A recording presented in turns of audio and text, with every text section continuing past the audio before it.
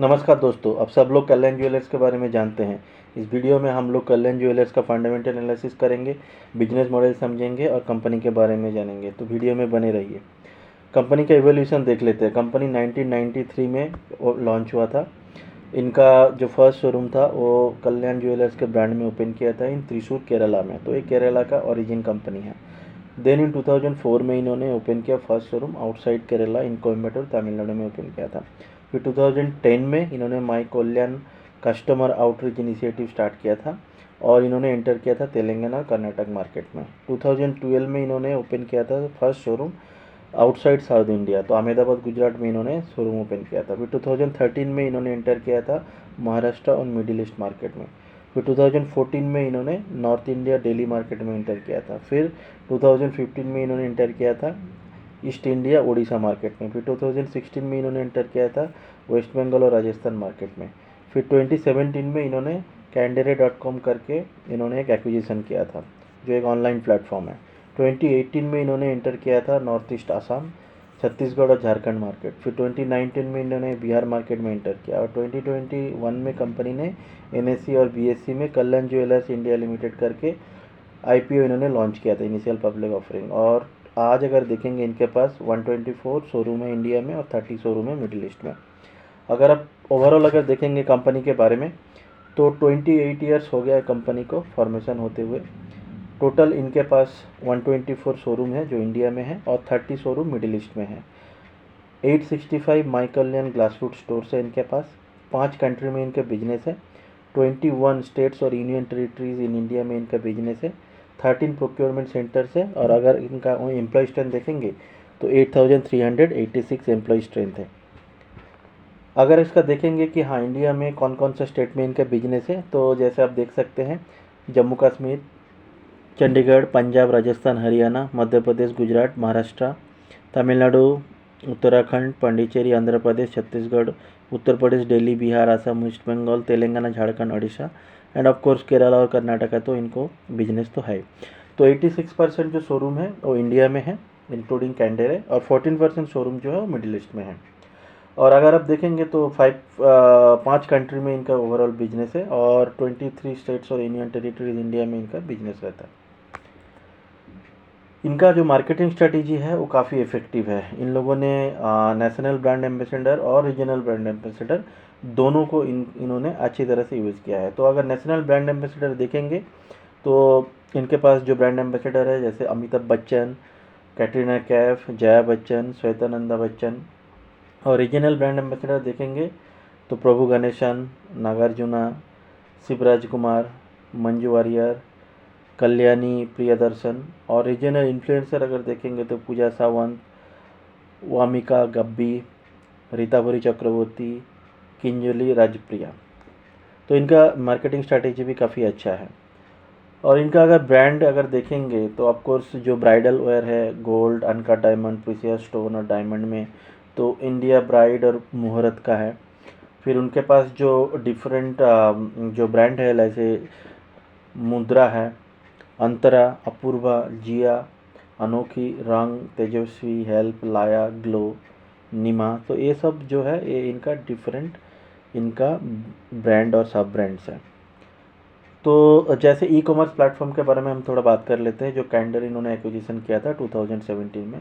तो जो कैंडर website launch हुआ था ये 2013 में हुआ था। ये एक ऑनलाइन प्लेटफॉर्म है जो प्रीसियस ज्वेलरी को इन्होंने ऑनलाइन प्लेटफॉर्म से बेचते हैं। तो 2014 में ये कंपनी का अचीव किया था 1.1 करोड़ रेवेन्यू। फिर 2016 में इन्होंने increase catalogue to 100 product categories and variety of 4000 designs.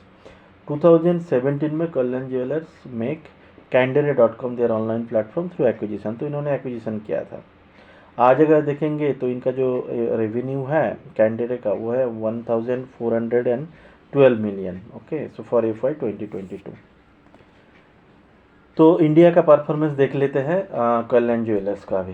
तो ओवरऑल अगर इंडिया का परफॉर्मेंस देखेंगे तो Q4 24 का देखेंगे और हम कंपेयर करेंगे Q4 23। तो Q4 23 में इनका बिजनेस था, इनका जो रेवेन्यू था वो 28,054 मिलियन था जो एक्चुअली 38% इंक्रीज हुआ है Q4 24 में, जो हुआ है 38,756। तो बहुत ज़्यादा रेवेन्यू ग्रोथ हुआ है, 38% रेवेन्यू ग्रोथ। तो इनका जो ग्रॉस प्रॉफिट है वो भी 27% से इंक्रीज हुआ है। लास्ट ईयर Q4 23 में इनका जो ग्रॉस प्रॉफिट था वो 4,402 मिलियन था, जो इस साल हो चुका है Q4 24 में 5,578। सो 27% ग्रॉस प्रॉफिट में इनका ग्रोथ हुआ है।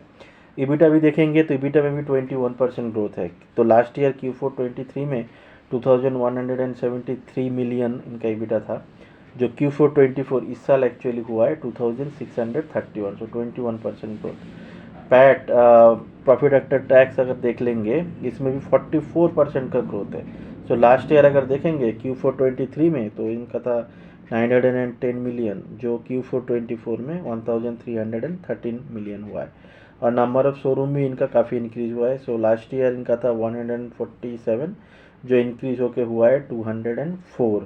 सो ऑलमोस्ट देखेंगे तो 55-56 शोरूम के आसपास इन्होंने नंबर ऑफ शोरूम में इंक्रीज किया है। तो फिर हमें देख लेते हैं कि साउथ में कितना रेवेन्यू हुआ है। तो साउथ में रेवेन्यू हुआ है इनका एक्चुअली 25% का इंक्रीज हुआ है। सो लास्ट ईयर Q4 23 में इनका साउथ का रेवेन्यू था 15,733 मिलियन, जो इस साल Q4 24 में हुआ है 9,686। और नॉन साउथ रेवेन्यू अगर देखेंगे कि साउथ इंडिया छोड़ के इनका कितना बिजनेस हुआ है ऑल ओवर इंडिया में, तो इनका हुआ है 12,320, जो लास्ट ईयर था, और इस साल हो चुका है 19,070। सो 55% का ग्रोथ हुआ है नॉन साउथ रेवेन्यू से, काफ़ी ग्रोथ हुआ है। गोल्ड रेवेन्यू भी देखेंगे तो लास्ट ईयर इनका था 19,677 मिलियन, और इस साल इनका हो गया है 26,860। तो 37% इंक्रीज। स्टार्ट रेवेन्यू देखेंगे तो वो भी 42% का इंक्रीज है। 7,947 था लास्ट ईयर, इस साल हो गया 11,293। सो कंसोलिडेटेड अगर हम परफॉर्मेंस देखेंगे तो रेवेन्यू में इनका 34% इंक्रीज है। लास्ट ईयर था इनका 33,880 मिलियन, एंड दिस ईयर जो हुआ है 45,349 मिलियन। एबिटा देखेंगे तो 19% इंक्रीज है। लास्ट ईयर था 2,567, इस साल हो गया है 3,062। ग्रॉस प्रॉफिट देखेंगे तो लास्ट ईयर था 5,330, और इस साल हो चुका है 6,612। तो 24% का इंक्रीज है। पैट में भी 45% का इंक्रीज है। 947 था लास्ट ईयर, इस साल हो चुका है 1,375। तो कंसोलिडेटेड इनकम स्टेटमेंट अगर देखते हैं तो फर्स्ट देख लेते हैं कि रेवेन्यू के बारे में। तो रेवेन्यू जैसे बोला मैंने कि Q4 24 में जो हुआ है 45,349, और वही अगर हम लास्ट ईयर के साथ कंपेयर करेंगे Q4 23, वो था 33,818। तो ईयर ऑन ईयर बेसिस पर अगर देखेंगे तो इनका 34% का इंक्रीज है। और अगर हम लास्ट क्वार्टर के साथ अगर कंपेयर करेंगे तो दिसंबर का जो क्वार्टर था उसमें अगर देखेंगे तो इनका 52,231 था, तो 13% ड्रॉप है। और ये सीजनल बिजनेस है। लास्ट क्वार्टर में क्योंकि दिवाली था तो ऑफकोर्स Q3 में इनका हाईएस्ट रेवेन्यू होता है। तो this is very good actually if you compare year on year basis पे।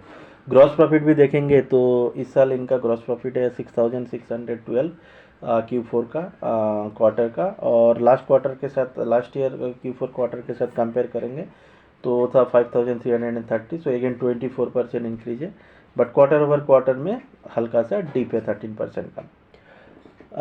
इनका ईबिट का भी देख लेंगे, ईबिट में भी 19% इंक्रीज है, जो इस साल था इस क्वार्टर में जो है 24 में Q4 क्वार्टर में है 3,062 मिलियन, जो लास्ट ईयर अगर Q3 की 23 में अगर देखेंगे 2,567 था। ओके, सो पैट देख लेते हैं। पैट का भी इनका 97% इंक्रीज है। सो 1,375 Q4 24 का है, और Q4 23 का देखेंगे और 698, तो 97% का इंक्रीज है। वही अगर आप लास्ट क्वार्टर के साथ कंपेयर करेंगे, लास्ट क्वार्टर में 1,804 था, तो 24% का ओवरऑल रिडक्शन है। तो ओवरऑल अगर देखेंगे तो Q4 24 में इनका जो इनकम स्टेटमेंट और जो रेवेन्यू और प्रॉफिट हुआ है वो दैट इज़ एक्सेलेंट। सो इतना ही दोस्तों, थैंक यू।